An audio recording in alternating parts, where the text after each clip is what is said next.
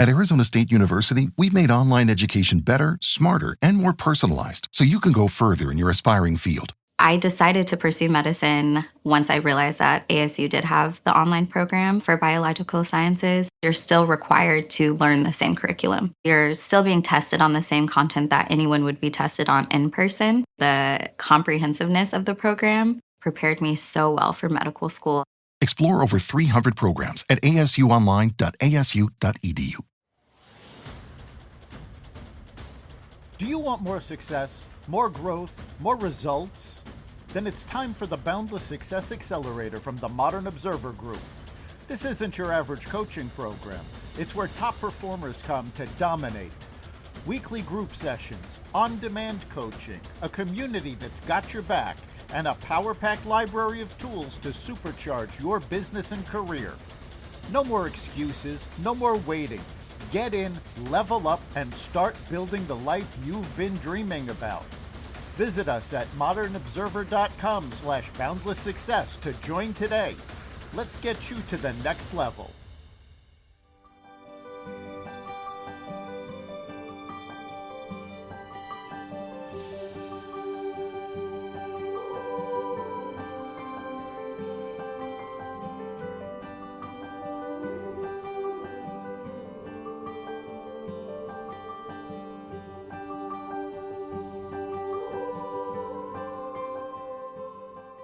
We are lighting the candle, a world that works.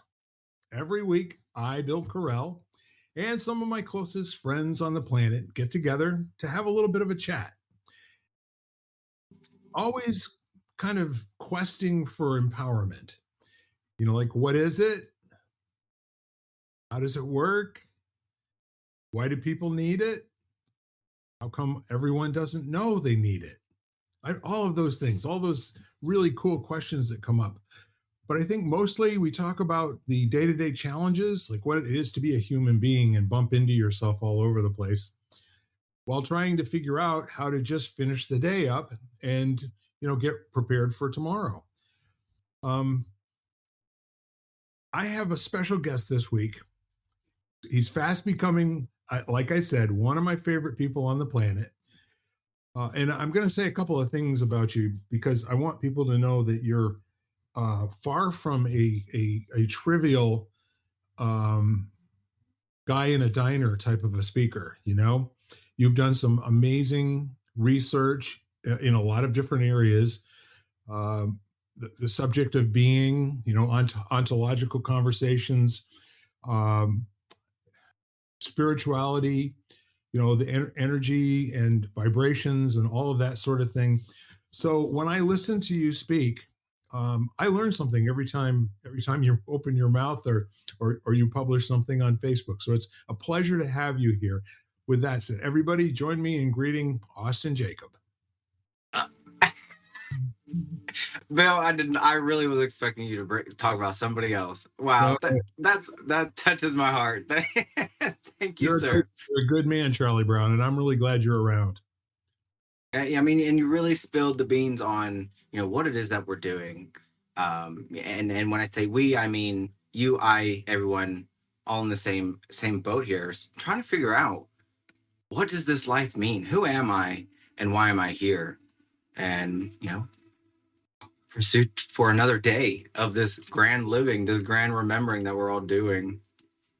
Yeah, and the really neat part of it is that if you hang out with the right people and you get off track in your life, it's easier to get back on track with other people who can say, perfectly fine what you're doing. However, tomorrow when you look back on it, will you feel like you've spent the day, you know, the best way you possibly can? Or maybe would you like a hand up here for a moment? Maybe we can get you looking at things slightly different so that instead of significantly pining away for the rest of the day, maybe you can chuckle a little bit and say, all right, so that didn't work, you know, now what, right?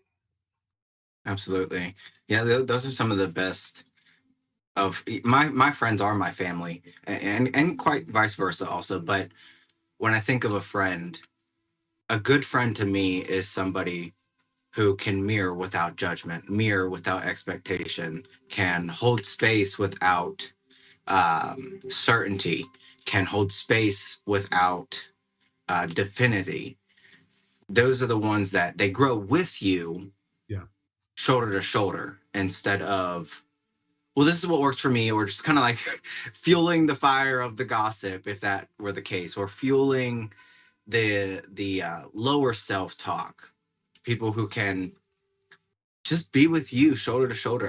I mean, I could go on to say it a million different ways, but in its simplicity, we are not in the universe. The universe is with us. When we look at somebody else, we're looking at a mirror reflection of something brought that to our attention. Yes, they are their own individual, and as are you, but there's always there's always more. There's always more. Yeah. Well, And I a love good a friend couple will of reveal that. excellent, excellent. So not only are we a drop in the ocean, but we're the ocean in a drop. There it And is. you used a couple of, and folks, you might want to let that sink in for just a moment, because every particle, every um, faint trace of flotsam and jetsam that happens to be in that ocean, it's in every single drop. It's holographic. Have you ever had occasion to take a holograph where it's like a 3D image that you can see and you can turn it, and then the individual or the subject matter turns as well. But if you hit it with a hammer and you break it, each of the little tiny shards has the entire image of what was in the original hologram. It's really uncanny, but it also tells you why life isn't about learning how to change a little bit from this to that, but that the real good stuff, the gold, the cookies, that all comes with being adept at transformation. And transformation, just to give you an example, is what a caterpillar goes through to become a butterfly. There's no information, according to Bucky Fuller, um, in a caterpillar that would ever predict that it's going to be a butterfly. You can't look at a caterpillar and say, yeah, you're going to be a beautiful butterfly. It's not like that. It's almost like cookie dough in the bowl. Toll House cookies don't look like very much. Although I guess there's been a fad to people just eating cookie dough too. But Guilty. so the one thing that you said that, and actually there were two terms that I think are definitely worth expanding on and saying. In other words, the term mirroring. I hear many people use that in day-to-day conversation, and there's some others that they use pretty frequently too. But there's a lot of power in that word when you and I use it. I mean, we're actually talking about playing back for someone exactly how they are showing up in the world, adding nothing and taking nothing away. And that's not something that is easily done. It takes a lot of effort, it takes a lot of training, and it takes a really huge commitment, to be of service to other people. And the whole idea of being a mirror is to give people back in their own generative fashion what they're sending out into the world in a way that they can receive it, as opposed to interpreting it and giving them back an interpretation in other words. Does that sound like a working def to you? No, absolutely. The one of the fascinating, well, I find this fascinating in everything. Owning the whole absolution alchemist here. When we focus on like a word and this mere one, I've heard it used subjectively, I've heard it used objectively, I've used it in my own understanding, and all truths are true. So the framework here of what you said ties in with, say, our container, which is empowerment, because it is more like so objectively, we're all doing it. Right. Subjectively, it can be skilled, it can be grown, it can be a great lead in for service. And what I love that you kind of tied in without saying it, I'll say it in just another way, is when you almost, how can I say, steal away someone's empowerment. In other words, when you're not effectively mirroring, or when you're not consciously mirroring, I should say, there are parts of that that are taking that awareness from the person. You're almost forcing a breakthrough or forcing an opinion, forcing a aha moment, and taking that sovereign, oh, I'm the one who gets to do this. You know, we use absolution in language to help express the same thing. Essentially, we're all. I believe that us as humans, we want to help. We want to help people. And yeah, I lost my train of thought with that. So some other things that I wrote down. I love how you threw in cookies. I always call them nuggets. Like I'm Yeah. dropping nuggets here, dropping nuggets here. Those are my wisdom nuggets. So cookies is a good one too. And then early on, you mentioned about fractal. And now that's a deep subject, and I love getting to that. When I think of fractal realities, I think of geometry and infinity and its polarity of absolution, and just, you know, they're unconceivable things. Ergo, there's a lot to perceive within them. Right. And then the other thing about the butterfly, I have heard that analogy for 30 years, and probably about every 5 years, the whole entire meaning changes. Did you know that butterflies, if you actually, nature included, and us, if we were to try and help a caterpillar or whatever in its larva, it wouldn't survive. It wouldn't be able to spread its wings. That process, that like the lotus, going through the mud and just being with it. There's a structure, or rather, I should say, there is an order behind it that actually allows it to then fly, not just come out of the cocoon and, oh, this is my reality. I didn't make it in the cocoon. No. That's the whole process. It's all in one thing. So powerful nuggets, my friend. Yeah. The act of breaking through the shell of the chrysalis, and then forcing through the opening of the chrysalis, actually pumps blood and liquid into the wings that has them grow and expand. And if that didn't happen, that butterfly will never fly. Those wings there'll never be another event where they can recreate that instant where it actually becomes a flying insect. It's beautiful. Yeah. And that's a lot like us. You know, if you water it down any one particular moment, it's like all of that process in one moment. You have the opportunity to work with it and come out something different. But you also have the opportunity not to, because we're afforded feminine energy of softly and nicely repeating the lesson, what is right for our soul's journey. At least that's how I view it. You know, always there to humbly remind us. Yeah. And what I love about what you're saying is when we describe transformation to human beings, we have to, you know, juxtapose those definitions and those examples to what would be a normal process. Like, but for example, the amount of time that it takes to bake a chocolate chip cookie is a lot longer than it takes, um, for a moth or a butterfly to get out of the cocoon or chrysalis. However, it's the same thing. It's changing the form beyond essence. There's no going back to what it was before. And one of the other words that we always seem to hear hand in hand with transformation is paradigm shift. The interesting part of what has happened in our language on a daily basis is that paradigm shift, is in many conversations is like, I got to work, a raise at work today. Well, I think that's not using a valuable word correctly.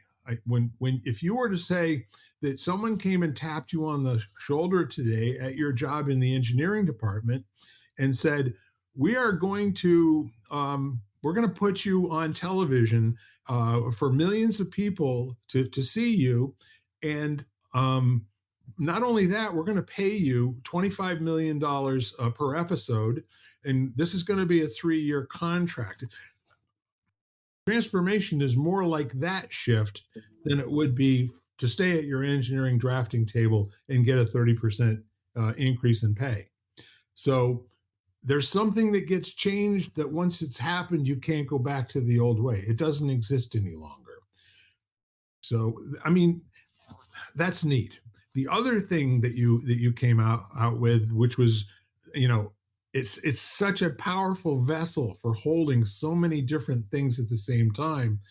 And the word actually holding space, that particular um, word combination is so powerful because it can't be duplicated physically. It can only be understood spiritually, mentally, and metaphysically.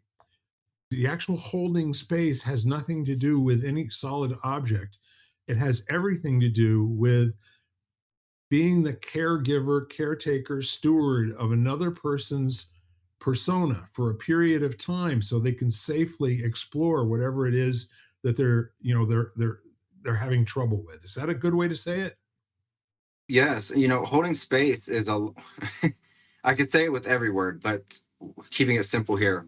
With the mirroring, Yes. there's almost like levels to the understanding of what it means. But like you, I do hear it colloquially, if that's the right word, kind of tossed around, maybe misused or misunderstood in the context clues of how it might have been used. It's understood, how it's being delivered, but stepping further out, it can, like any word, that word is going to mean something different. Yeah. Definition aside from it. So I wrote down here increasing capacity. That's very similar to how I see being able to hold space. Increasing your own capacity for, let's call it, why are you gone? Okay. For conscious thinking. Like, what's another good analogy?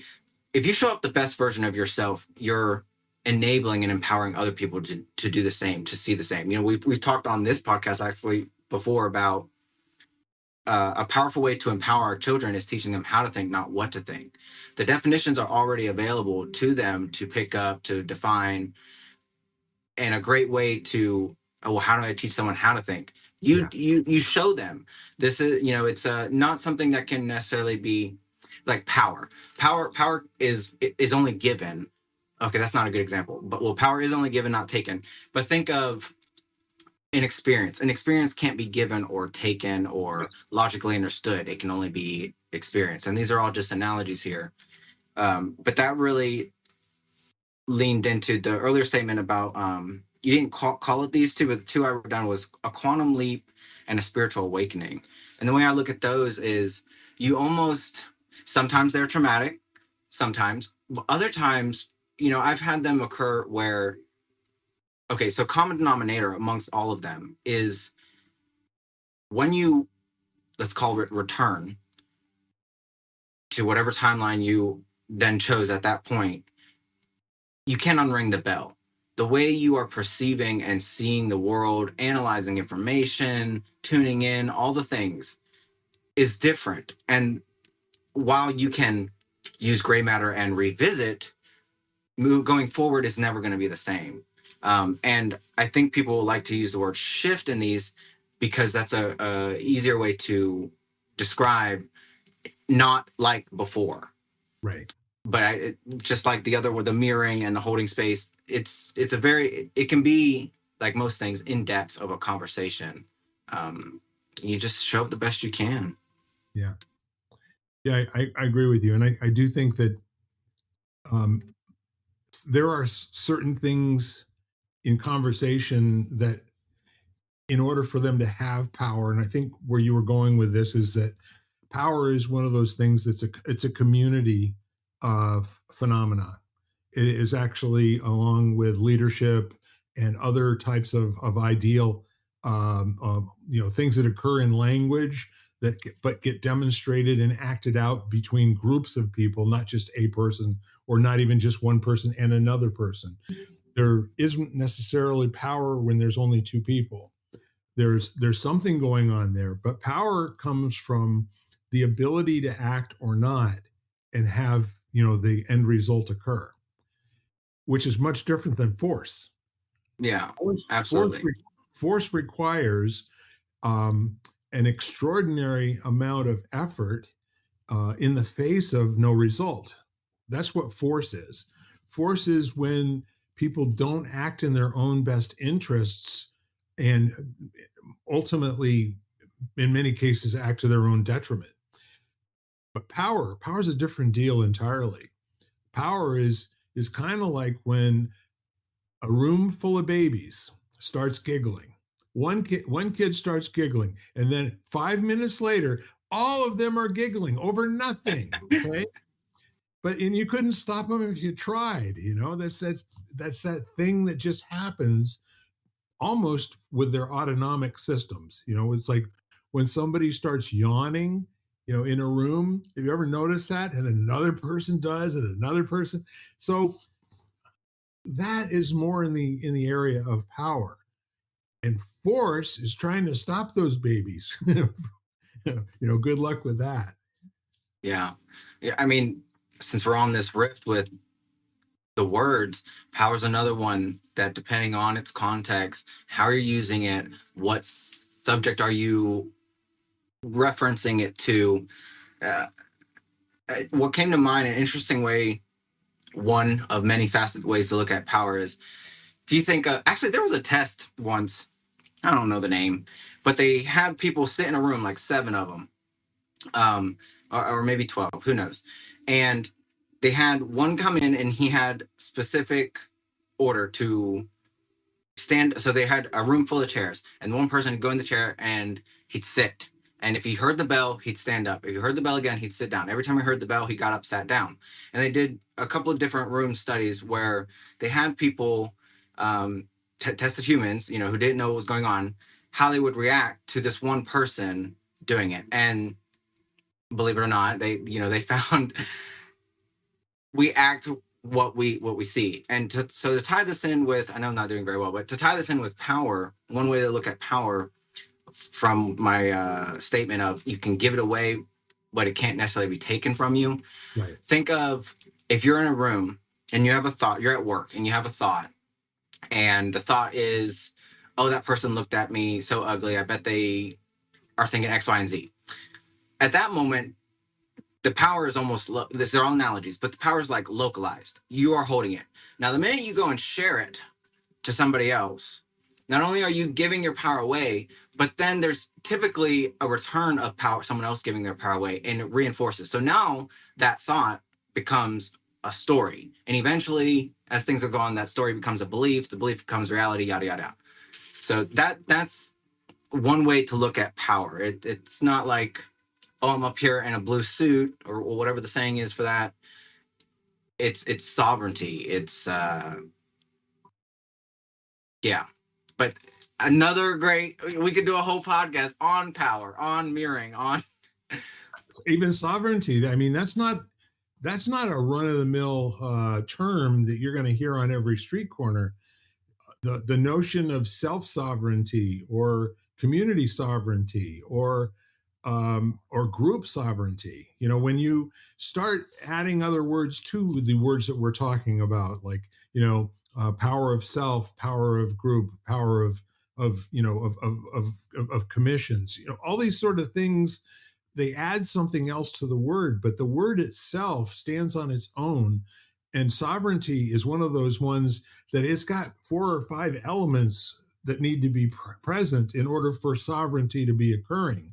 And it's the same thing with power. That's implicit to power is having the responsibility and the accountability to appropriately, use it or not, and sovereignty is the same thing. You cannot be irresponsible and be sovereign.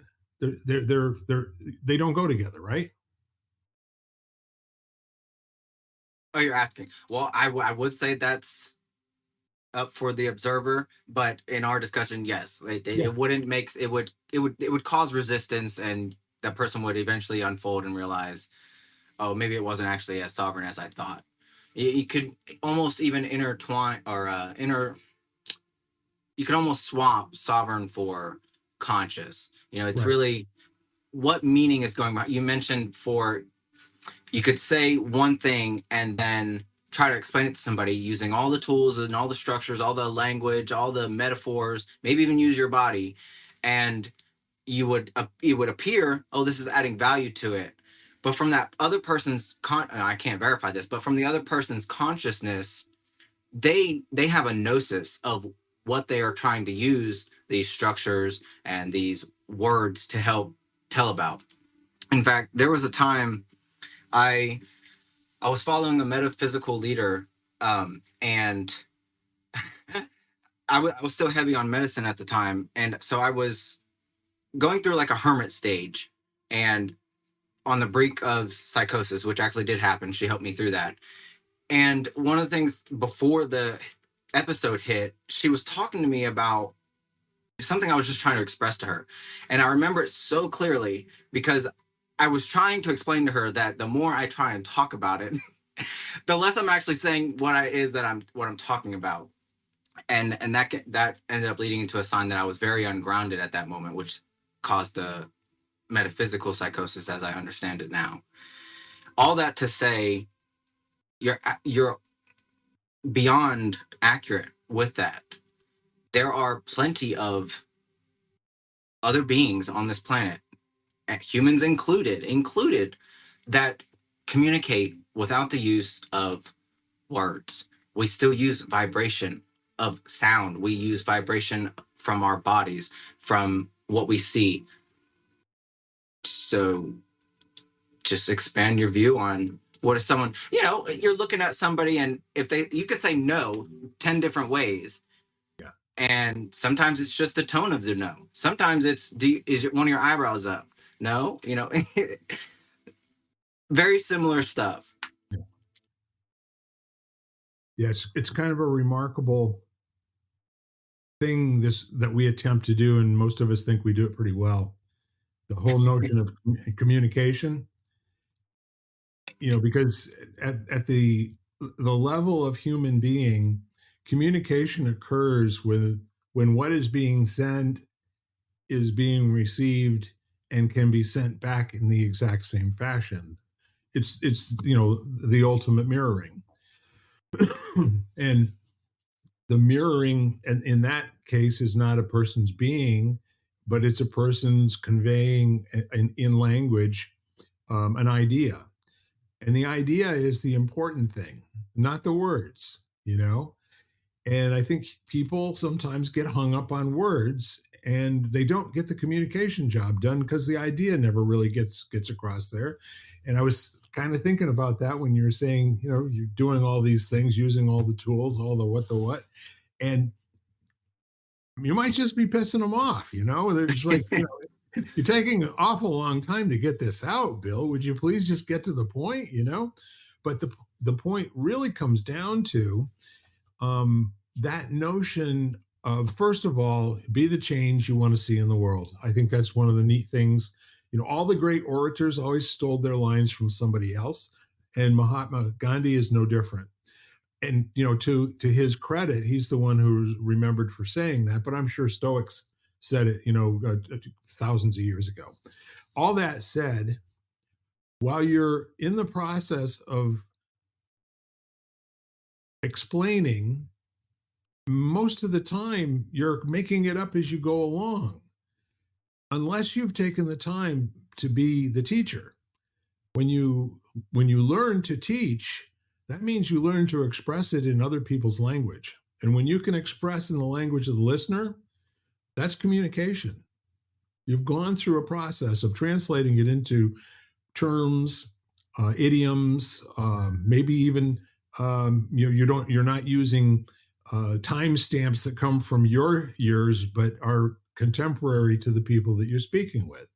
So, for instance, if I went in and was going to talk to a whole bunch of 5-year-olds right now, I wouldn't get very far asking them how much they liked Romper Room, or how much they like Captain Kangaroo. I wouldn't even get that far asking them how much they like Teletubbies. There's other stuff going on, and even Peppa Pig is getting to be, old school.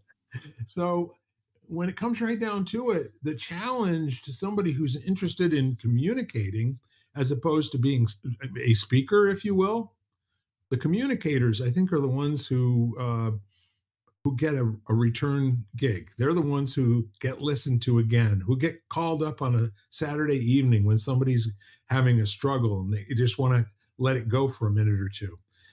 It's the communicators, not the great sayers, if you will. Does that make sense? It does. It's a lot coming in on that. That's a powerful statement. You know, our dear friend Jan Jeremias, I was tuning in with her and Mary J. And I want to get a T-shirt of this, but it says this. The saying is "teach to learn." Yep. You know, as much as we scratch that, you know, Florence Savelle Shin has even a saying that no man is your friend, no man is your enemy, but every man is your teacher. That sounds a lot like communication instead of, you know, being not that viral content creators are, you know, not this. I believe there's a spectrum of all things here, but you can obviously tell when someone is almost bringing forth that communication or if somebody is almost applying for recognition or applying for validation of something. You know, I often I'll want to talk in more depth situations about things, but if anybody tunes into what I've got going on, that's been a big realization in the last couple of weeks, is that those things aren't going anywhere, and I'm much more comfortable, since we threw out the terms, communicating it, and what needs to come through will come through. You know, I even have an affirmation that I honor my depth and respond with discernment. My presence is enough, and the impact unfolds in divine timing. And a lot it was behind that when I wrote that down in my journal. And part of it was because I know of the depth that I carry. In fact, when you first interviewed me on your other podcast, one of the questions was about what people often misunderstand about me. And that hands down is the number one. You know, I can come across very easy of a or fluid of a communicator. Part of that was people pleasing, sure, and almost dismiss the depth that I carry. Um, and I've gotten to a point where it's so much more fulfilling to just honor the depth. That doesn't necessarily, it doesn't mean I have to script out everything I'm going to say. In the same way, we apply this to other people in our life. You know, our children, our loved ones. We want almost to share the script that we hold so dearly too. Look at all this depth I have, and taking that empowerment away for them, being in the moment, present with it. Are you communicating fully? The other day was my best friend's mother, or my nana rather, her birthday. And I had all this great intention behind it, what I was doing, and it didn't work out. I wanted to print it out on this nice piece of paper. And so on the first part of that, the words and the delivery of it did not add value necessarily. How do I want to intertwine this? The idea, the sentiment behind that I was making. So I made a poem for her. What I was doing, that's what wanted to be conveyed. Not what is the message, what's coming through, how is she interpreting it? It didn't print out. Will she accept it? Yada yada. So that's side one. Inside two, doing this grand work, if you will. What I was able to then uncover by allowing it and almost like surrendering to it was I went and delivered the poem. And it was a magical moment versus, let me give you this card, give you a hug, and I hope you read this and like it. I stood there and I delivered it. And with that, the words did not, I promise you to her, the words did not matter as much as the communication that I brought forward with it, if that makes sense. Absolutely. Who you were being was an extraordinary human being, really honoring her by showing up, you know? 77. Yeah. Good Lord. Young gal, huh? So, yeah, you want to make a difference with people, show up. So, You know, that's what I was left with when you were saying sometimes the best part of communication is being the getter, you know, is just absorbing and resonating with the words that are coming in and allow them to land where they're going to land and deliver the feeling, deliver the emotional gift, deliver whatever else is coming along with it, as opposed to just hearing the words. And if you stop and think about, great orators, you don't have to hear those words uh, orally. You can hear them. That was AU. No, I get it. Even Mary Morrissey, she talked about one time she was at some event and she was watching a gentleman on stage and she took in the message and everything. And afterwards, she was in like a brunch bar or something like that. And, light conversation going on. And a lady turned to her. I might be butchering the story, but it's principle here. A lady turned to her and asked her, was making a comment about something the speaker talked about. And Mary Morris, she just told it from her lens, from her translation, if you will, of the words. And the communication behind it, though, hit the woman. Well, not hit the woman, but it it translated. And the lady stopped Mary and was like, oh, and that's my nana's birthday or name, by the way, Mary. But anyway, stopped the lady and was like, I get, I get it now. I heard that. And Mary was kind of took aback because she was like, I just repeated what this guy said.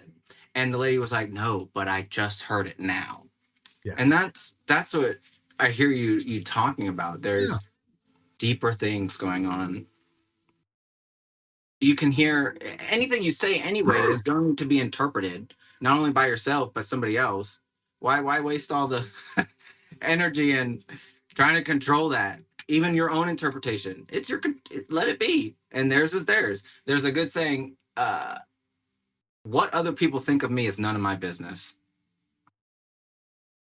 I usually hear people saying that to other people about them. What other people think of you, Austin, is none of your business.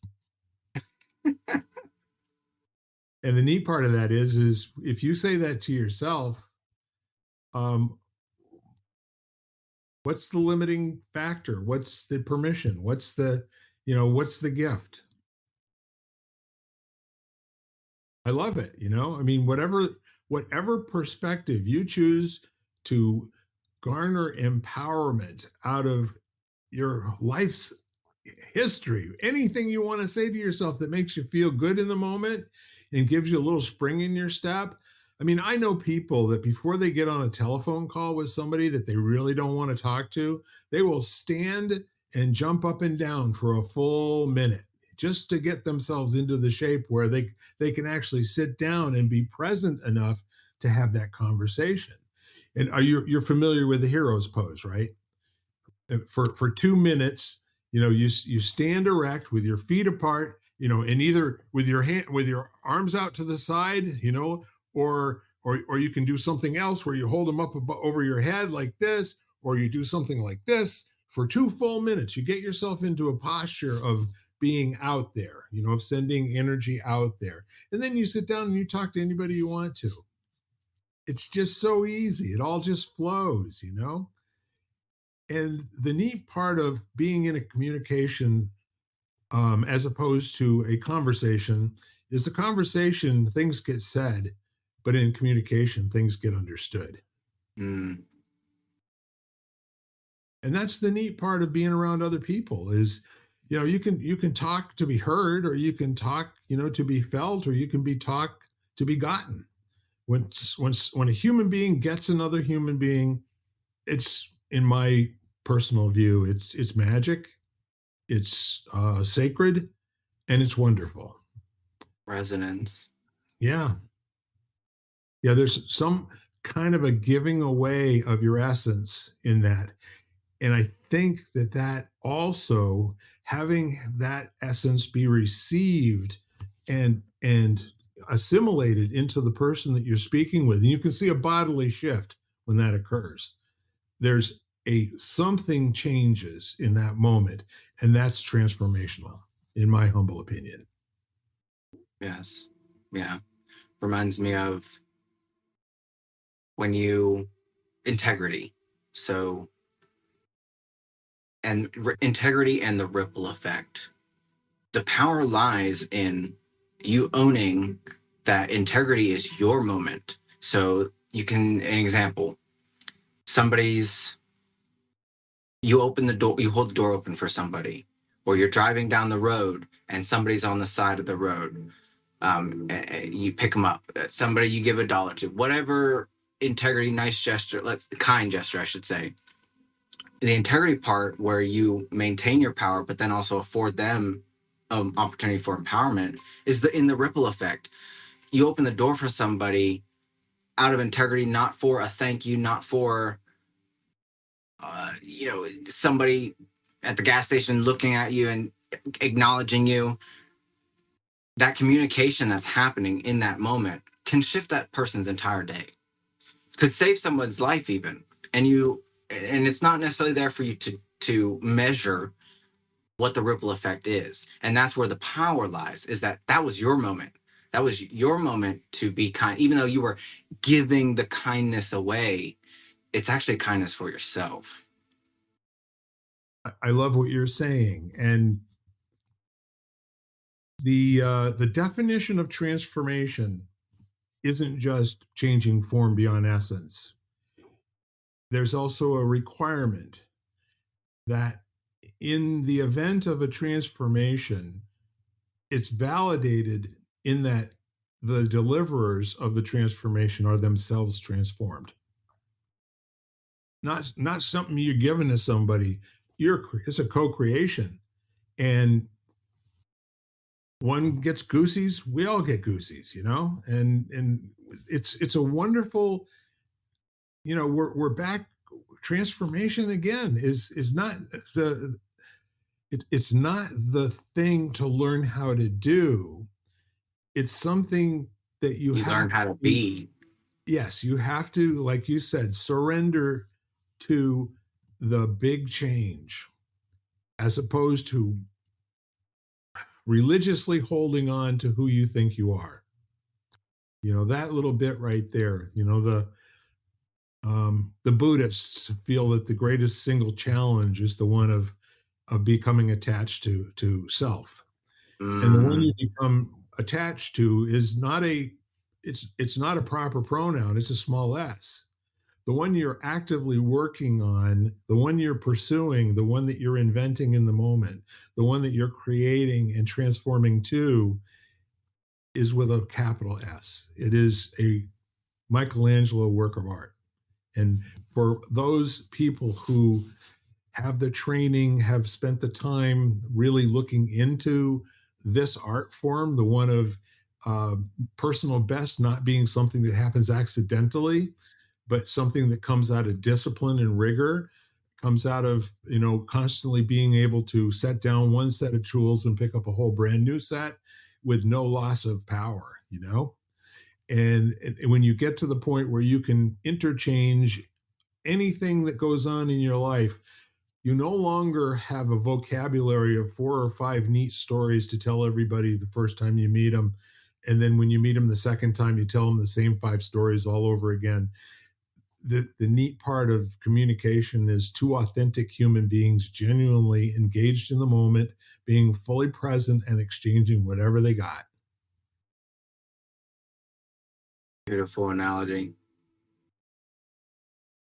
I love having these kinds of conversations. And I know that, in a group setting, sometimes people will ask me to say what I just said again. And I will say I cannot, because I don't listen to me when I speak. What I'm saying is far less important than the reaction and the knowing receipt that I get on the other side looking back at me. So all of that is to say, somewhere along the way, actually, when I used to public speak years ago, I had somebody who I always kept with me. There was always a promise keeper. And this was an individual, while I'm in the middle of engaging conversations, with people, and discussing something that maybe none of us knew anything about, but we're postulating, postulating, and all of that, to get to a place where we could design a paradigm to imagine a new kind of conversation. So you can't take, a printed page that's already got something on it and do anything other than change it. There's no room to create where there always already exists something there. So sometimes in conversation, you have to create a clearing where we've leveled the field and there's no more language that's necessary. And sometimes that can be achieved through silence, or it can be achieved another way, or it could just be achieved by saying something like, well, okay, that was good. Now let's try something new. Yes. Yes, and absolutely. Exactly. Yeah, you're speaking my language. A lot of cookies and nuggets. Yeah. So what's the point of that? The point of that is that you become what you choose to become by designing it ahead of time and then pursuing it. And mostly with a lot of failure to begin with, but failures with notes, failures with maybe you try this.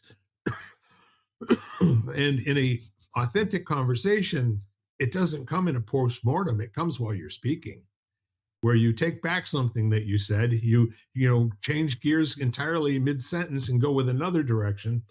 And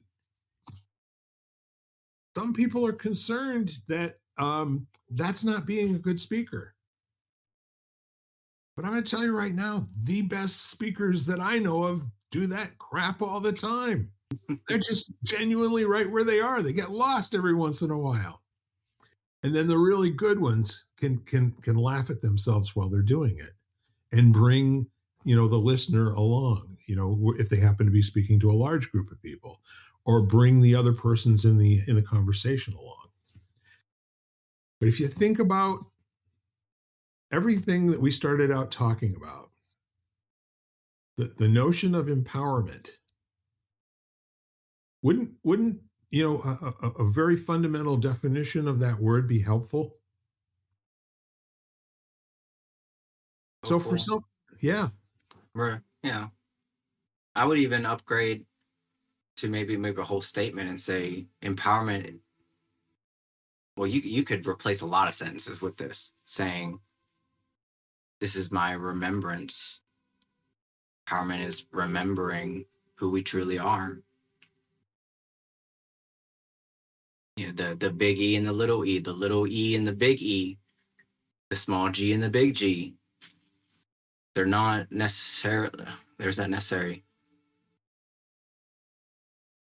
It is a paradox, but, and I say but intentionally, they're also not a paradox. We perceive that we're these small things, and we're remembering that we're really the big thing, remembering that we're small thing. Anyway, that could be a whole thing, because it is very hard to maybe go about explaining the paradox in that way. But we all get to experience what that means to us. We're all remembering who we are. Yes. And I think really what you're pointing to is in a committed human being's existence, there is a striving to achieve a state of having glimpsed answers and been able to gain enough insight from those answers to be able to create them for another person or recreate them for another person because they had an impact on us. So the answer to that is that every time you get to the point where you think you can define what the ideal is, and you're satisfied with that for the moment, the next thought is, no, it's not that. Yeah. And that's the hardest thing for human beings to do, is to give up their need for absolutism and allow the structure of what's going on around them to be the raw materials for what the answer is today. Yes. Is in this moment. which is, more like the sentence, a truth as distinct from a truth is one that exists in the moment that it's being spoken. The same thing for the word possibility. A possibility, as distinct from a possibility, exists only in the moment that it's being spoken. So if you're talking about a future as distinct from the future, it only exists in the moment that it's being spoken. So if you're not talking about something, it's not present any longer. So if you want something to be present now, you got to bring it up. It's like not like people remember their place from where we were last Thursday. Other things have happened, right? So the point of all of that in terms of demonstrating how human beings would much rather just say future's going to be really bad, man. Yeah. Okay. One thing to throw in there about remembrance that just kind of came to me now is, remember, I feel like when we use the word remembering, we're thinking linearly it's behind us. But you have to realize, multidimensional lens here, that remembering is also on a linear basis, it's also forward. Now, it's much more than that, but keep that in mind also. And I also heard this, actually, I think it was, what's that billionaire's guy's name? Elon Musk. Someone was doing some kind of interview back, I don't know, I just came across it. But he had a great point that stuck with me. And he said something along the lines of, the universe is the answer. So the question is, what are we asking it? Yes. Yeah, it's a slightly different version of the Aristotle quote, but the point is the power is in the question. So what is the question? And if you think about how human beings typically operate, we're all looking for answers. Answer, yes, that's what I'm saying. We are the power. That's why when you afford somebody to realize that they are the power, that's empowerment. That communication of, I'm power, you're power, this is all power. Without we use words to help guide us there, but it's communication, like you keep referring to. It's more of a resonance of a knowing. How think of a baby. No one, you go up and do a funny face to a baby. Sometimes they'll make a funny face back. There was nothing you ever showed them before or discussed. You show them something and they don't like. Now, where did that baby learn or remember something they've never seen before? Just a food for thought. They do it naturally. They do it naturally, but they're asking questions. What is this? Is the stove really hot? Someone said it was hot. They used this with these words and these structures and tell me, I'm gonna go find out for myself. That's their empowerment. You can teach them the what, this is hot, but you can't teach them the how. That's their power to experience that. It doesn't mean dismiss them and be like, oh yeah, go touch it. You still you afford that power to them as well. Yes. Yeah, there's a good strong correlation between the word experience and consequence. Hard love. Life is full of consequences, but they're a result of risking. But, what I really appreciate about the whole notion and where we spun off to and come back to, the neat part is that empowerment is being free to fully act the way you are coming from authentically inside of yourself, where being disempowered is shutting that down, it's cramping it. And sometimes, I mean, if we can just distill this down to like one simple Bill-ism is that if you're not in a space of an empowerment, which means there's something calling you to act and you're not capable of doing it right at the moment, you're disempowered. You're probably operating to the wrong question. You may need a better question. It may be as simple as that. If what you're acting on and what's driving you is the question, what if XYZ? and it's over and over and over. You might have to just give that question up and see if you can come up with a better one. And 9 out of 10 times, that's all it takes for somebody who's completely broken down is, I'm sure my life is over. I'm going to fail this test tomorrow, and then every once in a while they get to the point and they go, well, what if I don't? Well, that seems to be a better question because it's at least painting you a life raft, right? And you'll always have a new question. Let's say you ran with and were like, oh, what if I fail the test? I think I'm going to fail the test. And you go in and you fail the test. The thing to put your awareness on right here in this explanation or analogy is go back to when you were thinking, there's nothing beyond me having that question. But guess what? Anytime you put an awareness on what question am I asking now?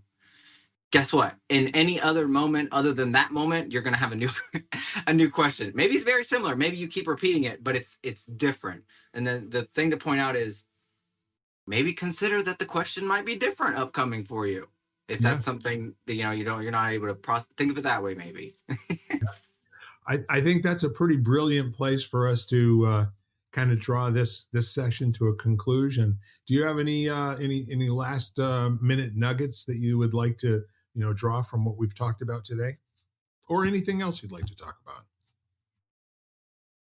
This has been a very fruitful conversation, as it always is. I think that we left a lot for the audience and ourselves to kind of settle with and unpack here. So I'm honored and blessed that you invited me on again, Bill. It's my pleasure. I got to tell you, Austin, you're one of my favorite people to shoot holes in the sky with. There's no question about it. The type of play that you and I have, with language is pretty great. So I'm going to thank you again, and I'm looking forward to having you back real soon. Okay. All right. Thank you. You're welcome. Now, before we go, I always have a request of my folks at home and now also of you. Would you please, after we part company, reach out to somebody in your life, maybe more than one, maybe 2, 3, who knows, but send them a text message, a phone call, a letter, and let them know that they matter to you and that your life works because they're in it. And if they ever need you, all they need to do is to call. And that's all I've got for this week. Bye-bye for now. You've been listening to Lighting the Candle, A World That Works, part of the Xvadio Podcast Network. You can catch every episode of Lighting the Candle, as well as the rest of the network, at xvadio.com, the Apple Podcasts app, YouTube, Spotify, iHeartRadio, Audible, Amazon Music, and wherever you find podcasts.